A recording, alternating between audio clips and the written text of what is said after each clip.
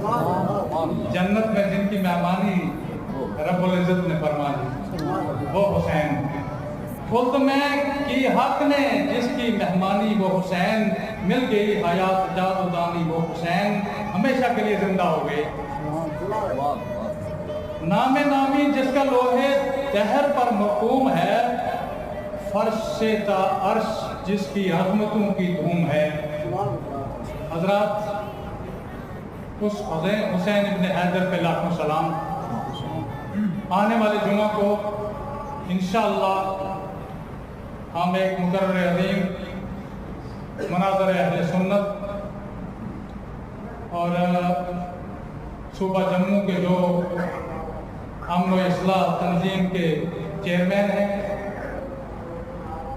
میرے کہنے سے مراد حضرت مولانا مفتی عبدالرؤوف صاحب